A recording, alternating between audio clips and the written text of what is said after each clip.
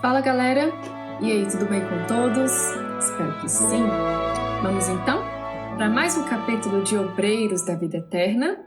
Muito bem, hoje nós vamos estudar o capítulo 4, que se chama A Casa Transitória.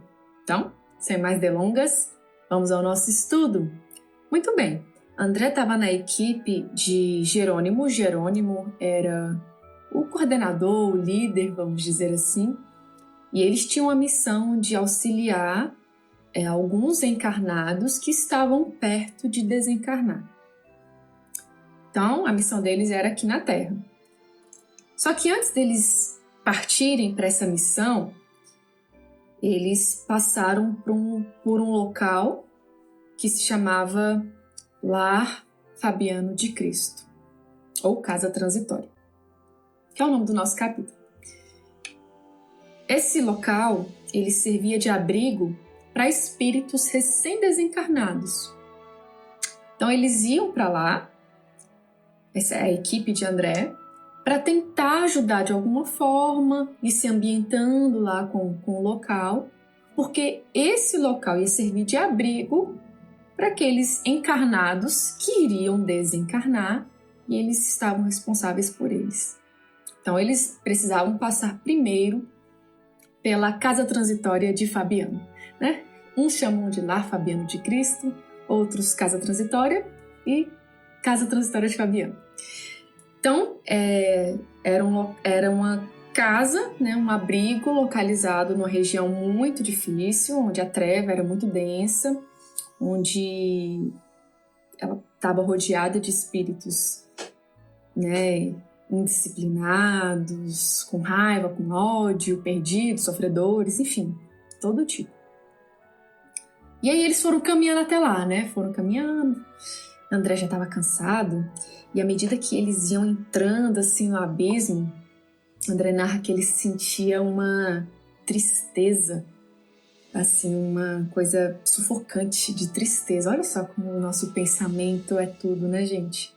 Com certeza a maioria dos pensamentos daqueles irmãos que estavam ali eram de tristeza, raiva, enfim. Então ele sentiu uma tristeza muito grande. Aí chegou e não era um local muito chamativo. Ele até ficou surpreso com isso, porque ele já foi em outras casas de auxílio localizada nas trevas, o próprio Campo da Paz que ele visitou era uma coisa muito impressionante em termos de edificações e tudo mais. E lá, a Casa Transitória de Fabiano não era muito simples. Era bem discreto, inclusive. Se você não reparasse direito, nem percebia. E aí o Jerônimo vai esclarecer que era uma casa rústica, mas que atendia aos fins necessários. Precisava realmente era atender a espíritos recém-desencarnados ou outros sofredores, e a missão deles era um trabalho árduo, porque era uma região muito difícil, e aí os trabalhadores eram verdadeiros heróis, que estavam dispondo de tudo que tinham em relação a tempo e energia em prol do outro. E eles entraram, já estavam sendo esperados, e eles são recebidos pela diretora da casa, que é uma mulher, a Zenóbia. André até fica, nossa, né, uma mulher tão sensível, lidando aí com esse tanto de coisa difícil, que lá era uma região complicadíssima, né? Como eu já falei. E aí ela recebe eles, explica um pouquinho sobre o local, né? Fabiano de Cristo foi um frade que viveu há muitos anos atrás, e foi ele que fundou aquela casa. Ele foi conhecido aqui no Brasil, né? Ele nasceu em Portugal, mas veio para cá muito novo. E ficou conhecido pelas suas ações de caridade. Enquanto ele respirava, mesmo doente, ele ficou muito doente, ele auxiliou ao próximo. Ele dormia na enfermaria para sempre estar ali pronto para ajudar alguém. Então foi um espírito muito caridoso que fundou aquela casa e, enfim, sempre estavam se renovando os diretores, naquele momento estavam com a irmã Zenóbia. E ela fica muito feliz com a chegada deles, da equipe de Jerônimo, porque ela fala que precisaria de um auxílio específico deles. Ela sabia da missão deles de levar os recém-desencarnados, né, que ainda não estavam desencarnados. Sabia dessa missão, mas ela precisaria de uma ajuda também, porque ela tinha uma pessoa, um companheiro muito querido dela, que tinha sido há pouco tempo encontrado por eles. Estavam num abismo ali próximo, e ela queria auxiliar esse irmão. E ela já tinha tido autorização para isso e ia contar com a colaboração deles. Algumas coisas interessantes sobre isso. A gente tem a impressão, muitas vezes, de que, vou desencarnar, né? Vou me tornar ali um espírito, né? Ficar na vida espiritual. Agora eu posso tudo. Posso relembrar a minha vida passada, posso encontrar quem eu quiser. Olhem só. Zenóbia, diretora de uma instituição como essa, da Casa Transitória. Tinha essa pessoa querida na vida dela, tinha um envolvimento na vida passada, e só naquele momento conseguiu localizá-lo. Só naquele momento. Não tem mágica. Não existe isso. Não existe. Quando a gente passa para a vida espiritual, muitas vezes nós nos deparamos com certas dificuldades que teríamos aqui também. Então, depois de muito tempo, a Zenóbia localizou esse irmão e precisaria ajudá-lo, e para isso contava com o auxílio do grupo de Jerônimo, porque talvez sozinha, talvez ela não conseguisse com a mesma eficiência. E André com aquele monte de pergunta, eu sinto, quando eu leio, eu sinto o cérebro de André fervilhando de pergunta. Ele é desse jeito. E ele fica, meu Deus, Zenóbia, uma diretora dessa instituição, não consegue sozinha lá ajudar. Né? Pensou, quando ele viu, ele falou. Mas ele falou de um jeito sutil, né? Ele falou, nossa, imaginei que os benfeitores daqui tudo pudessem fazer, tudo pudessem ver. E antes que a Zenóbia respondesse, Jerônimo já dá aquela olhada. Fala, não, André, cada um, mesmo aqui na vida espiritual, cada um tem a sua especialização. A Zenóbia tem a especialização dela, ela é uma líder aqui da instituição, tem muito conhecimento sobre os ensinamentos divinos, assim como o padre Hipólito também era um dos integrantes. Já é diferente da nossa irmã Luciana, que também é um dos integrantes da equipe, que já possui a clarividência. E ele traz essa informação porque quando a Zenóbia soube que a Luciana era clarividente, ela percebeu que ela poderia auxiliar ainda mais no auxílio, desse irmão que estava ali no abismo próximo. E aí o Jerônimo fala para André, então é diferente. A especialização da Luciana de ser clarividente, de conseguir enxergar a mente desses irmãos sofredores, ou o padre Hipólito, que consegue dialogar com esses irmãos sofredores, são especializações diferentes. A gente não pode ter tudo de uma vez. Se a Luciana quisesse ter esse conhecimento desses ensinamentos divinos e quisesse dialogar com as trevas, ela conseguiria. Se o padre Hipólito quisesse tentar uma clarividência, tentar enxergar a mente desses sofredores, ele conseguiria também. Mas nada como cada um na sua tarefa. O padre Hipólito não conseguiria ter a mesma visão da Luciana.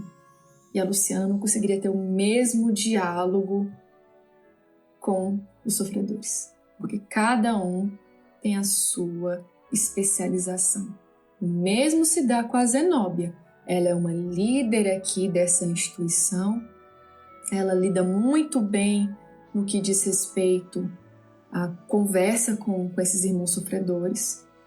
Mas a clarividência seria uma especialidade mais da Luciana. Bom, eu não sei se ficou muito confusa essa parte para vocês. Se tiver ficado alguma dúvida, podem me escrever. O e-mail sempre fica aqui na descrição do vídeo. Mas é uma parte que quando a gente lê, a gente consegue entender melhor. Quando a gente vai explicar, porque são muitos nomes, né? Zenóbia, Luciana, Hipólito, Jerônimo. Mas enfim, acho que deu para pegar a essência da coisa. Porque a gente tem a mesma impressão que o André. Eu tô na vida espiritual, eu posso tudo. Eu posso ser clarividente, eu posso conversar com os trevosos, eu posso sair volitando. E não é bem assim. Cada ramo é um aprendizado que demanda muito tempo. E quando você faz um pouquinho de tudo, acaba que você não fica muito bom em nada. Então, é a mesma coisa se a gente for pegar... Vou aprender um instrumento. Quero aprender todos os instrumentos ao mesmo tempo. Então, eu vou pegar um pouquinho de violão, um pouquinho de piano, flauta. E no fim, eu não vou tocar nada direito. Vou tocar um pouquinho de cada. A mesma coisa do lado de lá. A mesma coisa do lado de lá. Então, a Zenobia estava precisando principalmente de uma pessoa, de um companheiro ou companheira, que fosse especialista na clarividência. Porque esse irmão que ela queria ajudar, ele estava completamente cego. Não queria, ele achava que era uma vítima. A gente vai chegar na história dele, a gente vai chegar... Olha, vai ser muito legal. Não pode perder. Tem toda uma coisa que a gente vai preparar. Então ele não queria enxergar os erros dele. E com uma pessoa clarividente forçando ele ali a ver, seria mais fácil dele aceitar a ajuda. E a Zenobia não conseguia fazer isso. Ela não era clarividente, a Luciana era. Mas a Zenobia é diretora. Gente, a especialidade dela é outra. No futuro, se ela quisesse se especializar em clarividente, ela faria. Mas naquele momento, ela não era. Acho que agora ficou um pouco mais claro. Beleza. Bom, depois dessa resposta que foi, segundo as próprias palavras de André, uma ducha de água fria, eles seguem. Muito bem, vamos ver o que eu anotei aqui para vocês. Então, eles estavam lá conversando na sala de reuniões e de repente escutam um barulho. Um barulho, eles se olham assim e tal. A expressão da Zenobia fica séria. E aí entra um dos auxiliares ali daquela casa e fala: olha, nós estamos sendo atacados. Não, entidades tenebrosas estão vindo da direção norte. Estão mais ou menos a 3 quilômetros daqui. E aí a Zenobia demonstra-se uma certa preocupação, mas manda ligar as luzes. Acendam as luzes, todas elas. E aí André consegue perceber, por uma frestinha que tem, que várias luzes são acesas. E o clima fica tenso ali na sala. A Zenobia demonstra muita preocupação, e os outros também. E aí, de repente, eles escutam os barulhos. Aquele grupo chega. E, gente, André descreve como algo aterrorizante. Aterrorizante. Pelo próprio comportamento dos que estavam ali. O Jerônimo, a Zenobia, a Luciana, o Padre Hipólito. Aquela expressão de preocupação mesmo. André fala que não era aquele choro de alma sofredora. Gente, era rugido de leão, de pantera, uivo de cachorro, barulho de macaco. Tudo isso, gente, pessoas que se transformaram em animais. Eram verdadeiras feras rugindo, que trouxeram inclusive bombas. Tentam tacar bombas ali na casa transitória. E eles escutando os estouros. E toda hora vinham o auxiliar para falar que eles tinham feito. Agora jogaram bombas.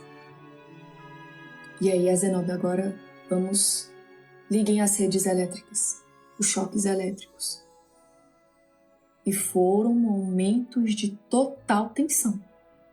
André disse que a Luciana era a que estava mais preocupada. Demonstrava mais preocupação. E aquilo fica por um bom tempo. E depois para. Acho que os choques elétricos que os seguranças ali da casa emitiram foram suficientes para que aquele bando se dispersasse. E pelo que a gente percebe, era uma coisa que acontecia assim.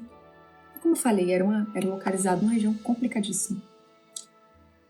E aí, depois de um tempo, a Zenobia fala: infelizmente, nós temos muitos irmãos ainda entregues à ignorância, mas sabemos que todo mal, por mais que perdure milênios, é transitório.